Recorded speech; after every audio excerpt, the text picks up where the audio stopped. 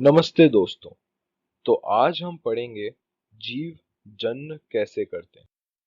तो हम इस पाठ में क्या क्या पढ़ेंगे। हम इस सवाल का उत्तर जानेंगे कि क्या जीव पूर्णतः अपनी प्रतिकृति का सृजन करते हैं, और इसी के अंदर विभिन्नता का महत्व भी देखेंगे।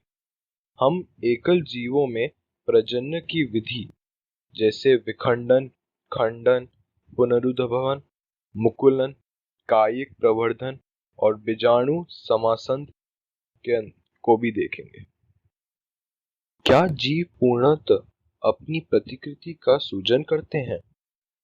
अपने आधारभूत स्तर पर जन्म जीव के अभिकल्प का ब्लूप्रिंट तैयार करता है। कोशिका के केंद्र के डीएनए में प्रोटीन संश्लेषण हेतु सूचना निहित होती है। जन्म की मूल घटना डीएनए की प्रतिकृति बनाना है। जन्म कोशिका में विभिन्न रासायनिक क्रियाओं से डीएनए की दो प्रतिकृतियां बनती हैं तथा उनका एक दूसरे से अलग होना आवश्यक है।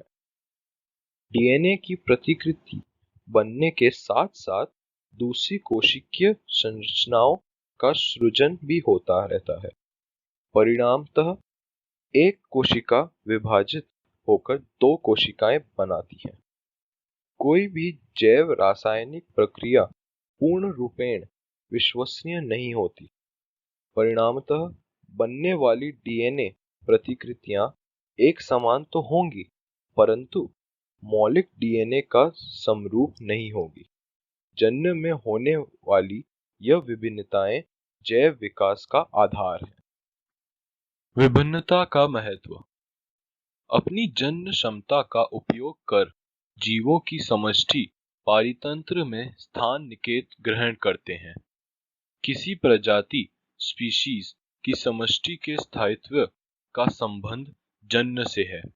यदि एक समष्टि अपने निकेत के अनुकूल है तथा निकेत में कुछ उग्र परिवर्तन आते हैं, तो ऐसी अवस्था में समष्टि का समूल विनाश भी संभव है। परंतु यदि समष्टि के जीवों में कुछ विभिन्नता होगी, तो उनके जीवित रहने के कुछ संभावना है। अतः विभिन्नताएं स्पीशीज की उत्तरजीविता बनाए रखने में उपयोगी है। तो आइए अब हम देखते हैं एकल जीवों में प्रजनन की विधियों के बारे में। विखंडन। एकक कोशिक जीवों में कोशिका विभाजन अथवा विखंडन द्वारा नए जीवों की उत्पत्ति होती है। विखंडन के अनेक तरीके प्रेक्षित किए गए। अनेक जीवाणु तथा प्रोटोजोआ की कोशिका विभाजन द्वारा सामान्यतः दो बराबर भागों में विभक्त हो जाती है। अमीबा जैसी जीवों में कोशिका विभाजन किसी भी तल से हो सकता है। कालाजार के रोगाणु लेशमानिया में कोशिका के एक सिर पर कोड़े के समान सूक्ष्म संरचना होती है। ऐसे जीवों में द्विखंडन एक निर्धारित तल से होता है। मलेरिया परजीवी प्लाज्मोडियम जैसे अन्य एकक कोशिक जीव एक साथ अनेक संतति कोशिकाओं में विभाजित हो जाते हैं, जिसे बहुखंडन कहते हैं। अब हम प्रजनन की दूसरी विधि खंडन के बारे में पढ़ेंगे। खंडन। स्पाइरोगायरा सामान्यतः विकसित होकर छोटे छोटे टुकड़ों में खंडित हो जाता है। यह टुकड़े अथवा खंड वृद्धि कर नए जीव में विकसित हो जाते हैं। बहुकोशिक जीवों द्वारा प्रयुक्त एक सामान्य युक्ति यह है कि विभिन्न प्रकार की कोशिकाएं विशिष्ट कार्य के लिए दक्ष होती हैं।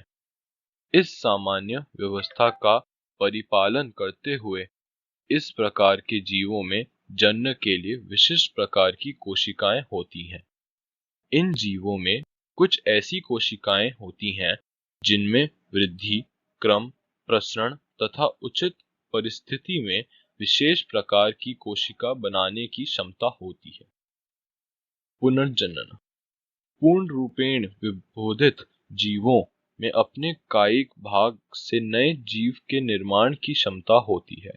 उदाहरणतः हाइड्रा तथा प्लेनेरिया जैसे सरल प्राणियों को यदि कई टुकड़ों में काट दिया जाए तो प्रत्येक टुकड़ा विकसित होकर पूर्ण जीव का निर्माण कर देता है। यह विशिष्ट कोशिकाओं द्वारा संपादित होता है। इन कोशिकाओं के क्रम प्रसरण से अनेक कोशिकाएं बन जाती हैं। कोशिकाओं के इस समूह से परिवर्तन के दौरान विभिन्न प्रकार की कोशिकाएं एवं ऊतक बनते हैं। तो आइए हम प्रजनन के दो और विधियों के बारे में पढ़ें। मुकुलन।